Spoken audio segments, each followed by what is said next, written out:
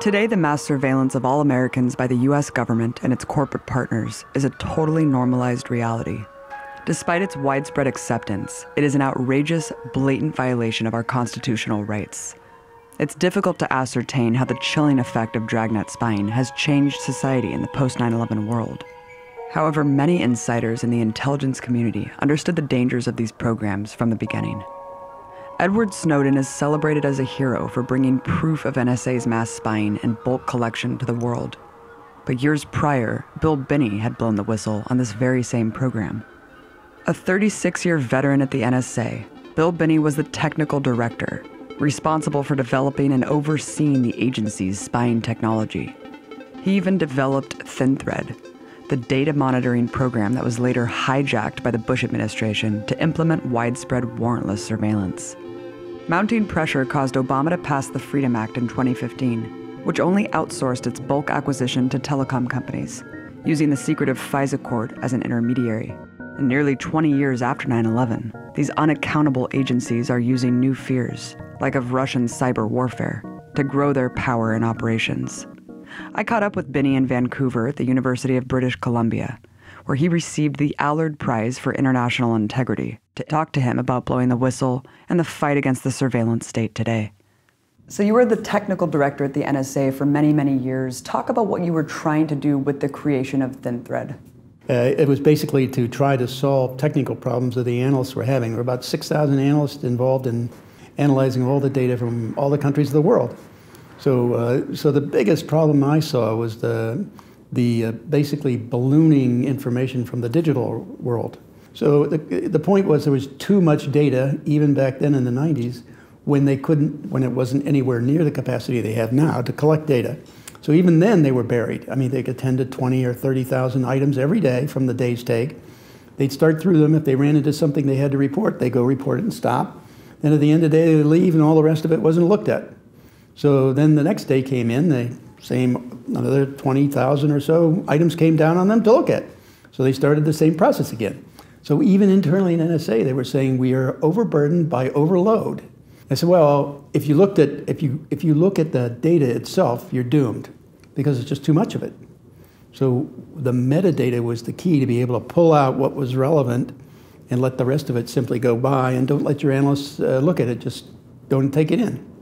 And the haystack just keeps getting bigger, Bill. Right. I mean, give us a sense of how much data we're talking about in 2019. Probably a couple petabytes a day, which is like a million terabytes. Wow. I mean, several billion messages, right? Actually, I think they're getting all the emails, so the estimate was about 90 billion a day for emails alone. I mean, we had like I estimated 12 billion phone calls a day, 3 billion in the US alone. All of that, and by the way, I did have evidence of them using transcription algorithms to transcribe the phone calls, which meant they could do millions and millions and millions of them. And then they use algorithms to go through the transcripts. Oh, wow, so they're actually doing transcription. Transcription, yeah. And then they refer it to humans to transcribe. They have like 2,000, they've had since 2002 and 3, about 2,000 transcribers at Fort Gordon, Georgia, that they refer them to. All these calls are indexed by number, and they can call up any number and then listen to it. ThinThread was in direct competition to Trailblazer, of course, the program that former NSA Director Michael Hayden was shopping around to private intelligence firms. Why did they go with this program, Bill, considering the encryption that was available within ThinThread and the fact that it was far cheaper? The basic things they removed from ThinThread before they used it to create Stellar Wind. The selection, the filtering up front, we were selecting based on the deductive, inductive, and abductive criteria for looking at people either as known or suspected terrorists or criminals of any sort, dope smuggling, all of that. So the filtering then just let everything else go by. That's not what Cheney wanted. Cheney wanted everything. That way he had knowledge about everybody. So that filtering was removed. So everything came in. And then beyond that, if we pulled you in and you weren't known to be a terrorist and they didn't have a warrant on you, we encrypted your attributes so that nobody could tell who you were, even inside NSA. So the FBI couldn't come into the NSA database to randomly search for crimes by known persons because it wasn't equivalent, It was an encrypted version. So we were protecting identities even at that point.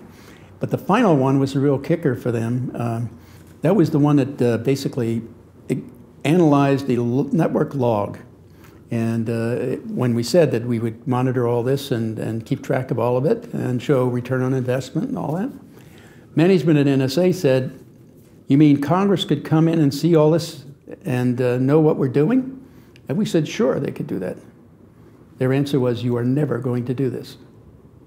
So we did it secretly in the lab and incorporated it into the back end of ThinThread. And that was another thing they got rid of because they didn't want anybody to know what they were doing. So getting rid of the filtering, they took in everything. Getting rid of the encryption meant they knew who everybody was. And getting rid of the auditing program meant that no one could find out what they're doing.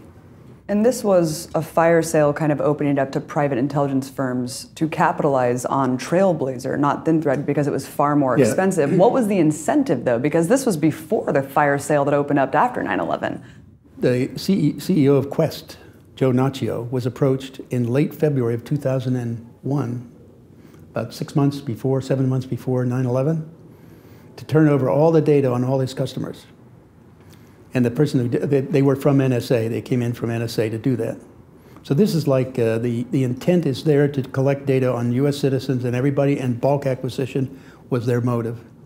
And the reason was because in order to do that, it's going to cost an arm and a leg. How many other companies are we talking about here, and how much money are we talking about here? Well, my estimate of the budget for NSA is like around $15 billion a year. And that means about 70% of that goes to companies for contracts. Wow, so we're talking about 75% or so that's outsourced. Yeah. Wow. And I think it's even grown, the outsourcing has grown even further since I left. I'm sure it has. Yeah. In Watchdogs Didn't Bark, immediately after 9/11, it tells this story about you and your colleague. Your colleague was told by higher-ups at the NSA to not embarrass large companies affiliated with the intelligence failure, and that if you do your part, you'll earn your share. Right.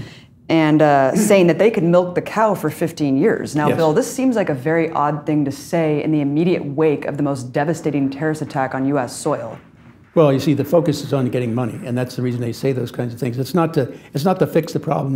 The point is to keep the problem going so they keep asking for more money. There wasn't a moment of reckoning? Not among greedy people, no. And that include the management of NSA. I mean, what was your response to this when you were in the halls? My response is testimony in their various places that they traded the security of the people of the United States and the free world for money. I mean, they still have the same problem. They haven't changed a thing. So what it means to everybody in the world is people keep dying from these attacks that they could stop. I mean, look at every attack that's happened. Yep, every one is basically done by people who are already known to be bad. Well, I mean, the issue is, why aren't you focusing on them and reduce your problem and get rid of all the other people in the world? Paint this scenario that you're talking about preventing terrorism with the 9/11 attacks. I mean, you talk about how ThinThread could have prevented this. You were looking at these centers in late December 2000. Right, before 9/11, yeah. So elaborate on that. That's why I came up with the vision statement for all these companies working for NSA. They all fail to some degree on every program, that's so they can keep it going. So originally I thought their vision statement was aim low and miss because they failed at everything. But it really is keep the problem going so the money keeps flowing. Well, I mean, let's talk just about one center, the Yemen facility that the hijackers were communicating with. This was a heavily monitored facility from the NSA. What went wrong there? Again, I can't really explain it. I mean, all that data was in the NSA data as it happened. So, and this is what Alexander says, we could not tell who it was in the US. That's false. That's in the data that the analyst gets to see. That's minimization process occurs when he pulls the data. The real data is all in the collection database. And that data was there. And it was the people in San Diego. And one of them was a perpetrator of the USS Cole bombing. Yeah. I mean, and in fact, we knew those people before they, we knew the entire Al-Qaeda network worldwide from about 1996 on. So I If NSA didn't want to publish anything that I thought was important to get to people in any agency, I used what was called the gray phone, you know, it's the encrypted line. I would just call somebody I knew and just tell them, this is happening, you know? So I would go around it. Why did no one do that? See, that's the real problem. That's why a lot of people at NSA were really depressed after it, because they knew that what they did not do contributed to the failure. At the working level, you know, they couldn't understand management not wanting to report things, you know. And at that point, Bill, I mean, after 9/11, of course, you and your colleagues had to make a choice. You had to make a choice to protect the Constitution against the government that you were serving for decades. Talk about what you did. I mean, you went to your management and you described the scenario. You ended up resigning in disgust. When I first learned about the spying on everybody in the country, U.S. country, and then Canada, and then spreading to the world, when I first learned about that was the second week in October of 2001. That's when we saw all this equipment coming in, and they were moving it down the hall. So when they were setting it up and then starting to take in data, it was about the second week in October. See, they had to use our software to do it because they couldn't manage large-scale data inputs. So we had the only program that worked. So that's... They still needed you. Yeah, that's but they didn't want me to know because they knew I would never put up with this. You know, this is not something I would be quiet about. So, I mean, and I wasn't alone. Most of the people in the leadership in SARC were straight-laced people. You obey the Constitution, you follow the laws, all of that, you know. And so they did this down the hall from us separately, and they were building it up. And then they started using our contractors to set up the software, take the inputs, and started running. And then when they did that, one of the contractors came to me and said, you know what they're doing down there? He said they're taking in all the data on U.S. citizens. Everything that AT&T has, they're taking in. All the transmissions and calls and to, from, you know, duration, date, time, all that. So all that was being taken in. And that's a direct violation of the First Amendments, the Constitution. So what happened when you guys resigned? Why did you make that final decision? Well, three of us, Ed Loomis, Kirk Wiebe, and I were already eligible for retirement. So we retired real quickly, you know. Of course, I went directly to Diane Rourke on the House Intelligence Committee. So she managed all the write-ups of all the money requests for NSA and all the programs and everything. So I went to her and I said, you know, what they're doing here is, you know, taking in all this data. And she said, that's obviously you know, a violation of the Constitution. And, you know, my assumption was very simple. Hayden would never have done that unless he had approval from higher up, meaning the White House. It made sense to me at the time that Cheney, being the vice president, was directing this, and with the approval of Bush. And Bush said, Cheney, you take over. Yeah, but the problem is he took a lot of people with him, and now he took a lot of countries with him now. So they're all doing this. And it's all fundamentally violating their constitutional human rights issues. We've gone so far with the bulk acquisition, it seems impossible to start to roll it back. Actually, that's not true. Yeah? You unfund them.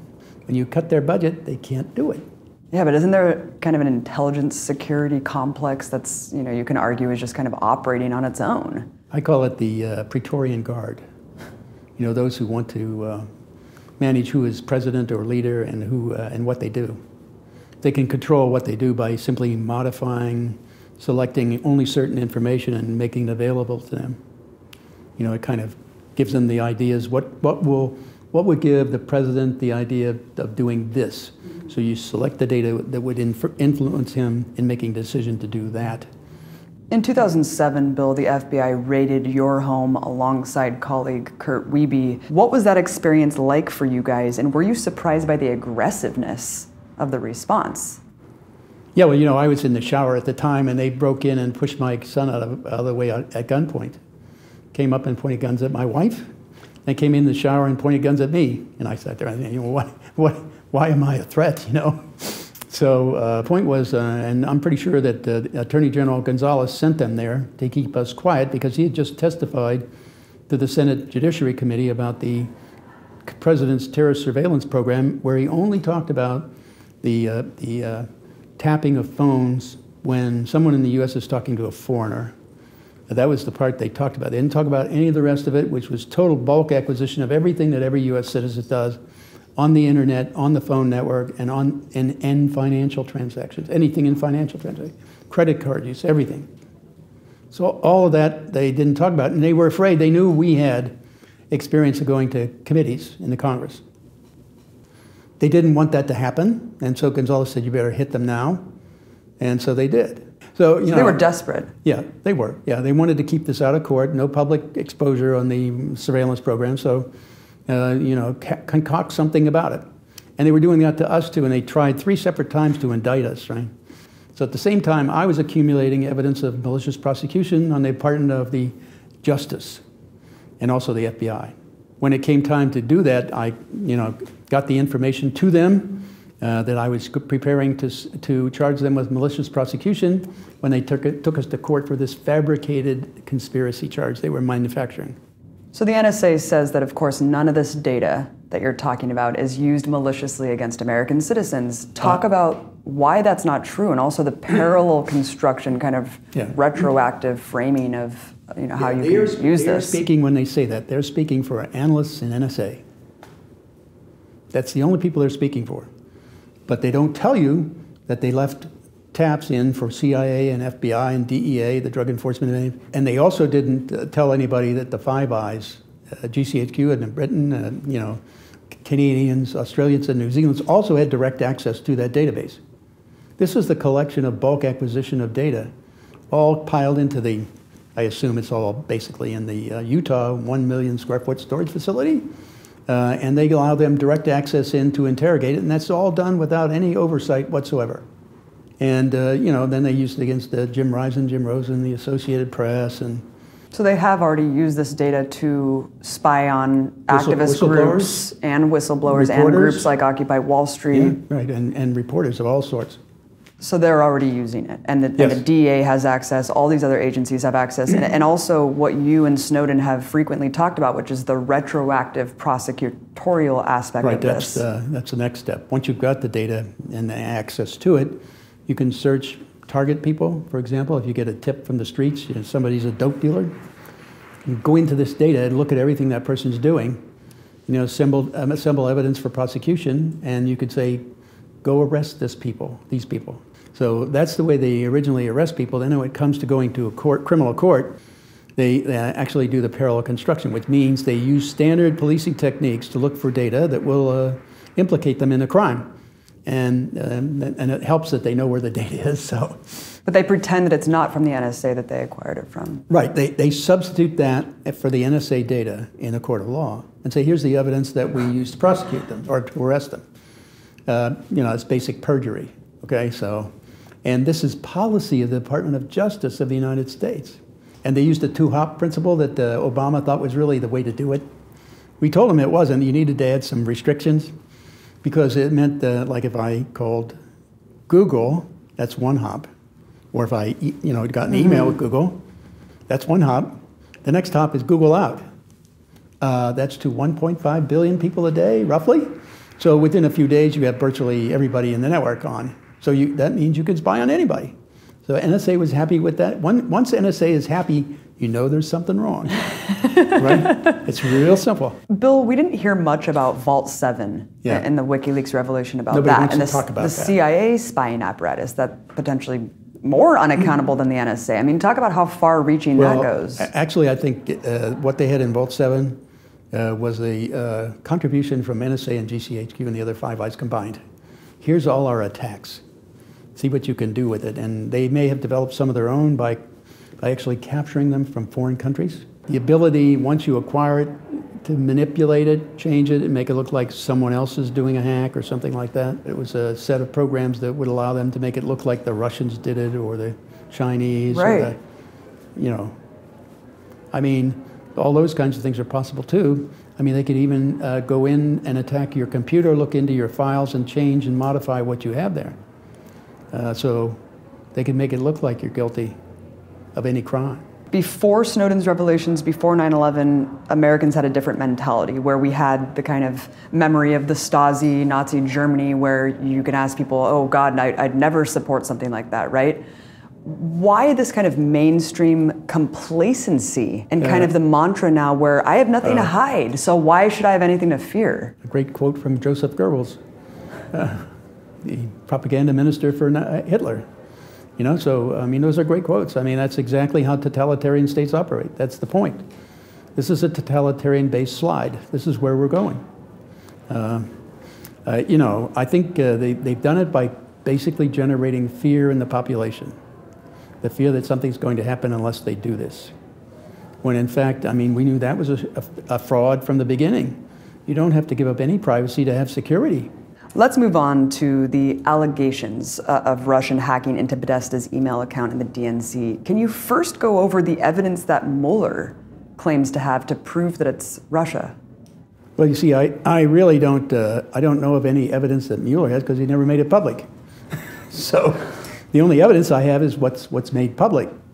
And from that, it went into the Rosenstein indictment, you know, the Gooser 2 and DC leaks data. And they talked about that as the evidence for the indictments and so on. You know, they claimed that the Gooser 2 was a Russian. But the timestamps that we have on the programming inside the data that was published by Gooser 2 shows timestamps that are consistently inside the United States. But that's not the real issue. The real issue was with the data itself and how quickly it was downloaded. It was incompatible with a transfer across the net to anywhere, over any distance. If it went beyond the high-speed line that you had dedicated to you, then it slowed down. And explain that in layman's terms, why you think this was an inside leak as opposed to a hack. Okay, well, the fastest download speed we had was a 49.1 megabyte rate, which meant that the hacker was taking the data out at that rate across the network, wherever they were. You know, they could be local, they could be anywhere. So we said, okay, well, what is the capacity of the lines going across to Europe? And at that point, everything failed, right? You couldn't get it across that fast. But you could do a thumb drive or something local. Some of our people disagreed with that. They said they thought it could. So we said, okay, we're going to try it. So, you know, got hacker friends in Europe and a friend in the US to put up a gigabyte of data and say, here, try to pull it across, see how fast you can get it. And the fastest they could get was from a data center in New Jersey to the UK, in London. And that was 12.0 megabytes per second, less than 1/4 the necessary capacity to transmit the data alone. But what about the timestamps? Do you think that Russia could have been throwing off analysts by planting false timestamps? Well, first of all, you have to understand the massive surveillance that's involved. Everything is captured by NSA. So NSA should have some of that evidence somewhere, and they have failed to come forward. Even in the IC, the intelligence community assessment, that Russia hacked it, you know, NSA had moderate confidence. Right. What does that mean? That means we have no evidence. Because the other intelligence agencies said they had confidence, but the NSA said they had moderate confidence. But you see, they aren't relevant. When it comes to communication, NSA is the only one that matters. The rest of them don't. And did they explain what the moderate confidence that they had meant? No. I mean, to me, that's language for I have no evidence. So look, I wanted to get this out of the way because it's always interested me.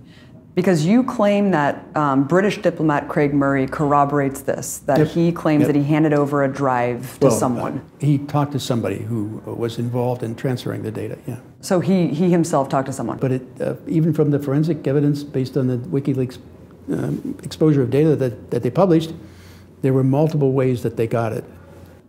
And who else has corroborated your findings?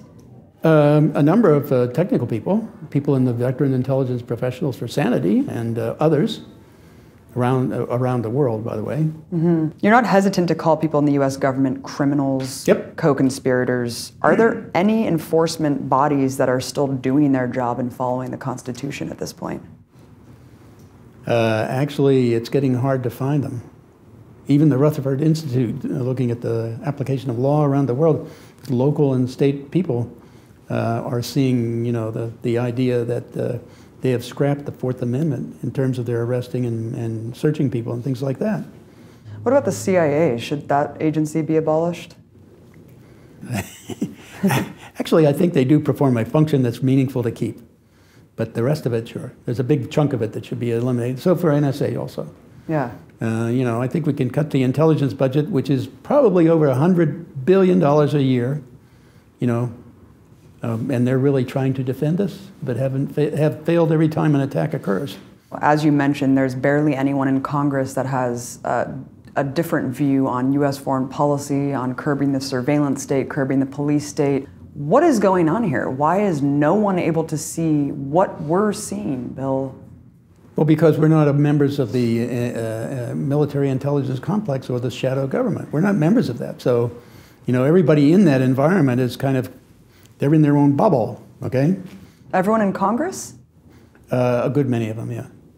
You must, at all costs, protect the program. Because if you don't, we lose power control and eventually money. So I know that you said you don't link up to wireless networks and surveillance technology, but what do you say to the audience who just feels completely disillusioned at this point, saying, look, we have to incorporate some of our lives online? What are they supposed to do? It's a matter of don't put anything out there that you don't want someone else to read. But even speak at this point. That too. Don't say anything you don't want anybody else to hear. That's a pretty stark reality, isn't it? Now, I say everything because I want them to hear, okay? Because I want them to know what I'm going to do in court. Yeah, but what about people who want to protect their privacy? Then you invent your own encryption, and don't pass it through NIST because then NSA will have it. So you don't do that. You don't use anything publicly because they already got that. And the encryption methodologies that are available now the NSA was involved in constructing themselves. Well, they also know the algorithms, all of them, they have the software for it. Because it has to run through NIST to do testing. They do the testing, and then they approve it for public use. So I say, hey, if you're talking to your little community, make your own encryption. And you don't care. You're not doing this publicly. We're just doing it by ourselves. So that would cause them a real problem.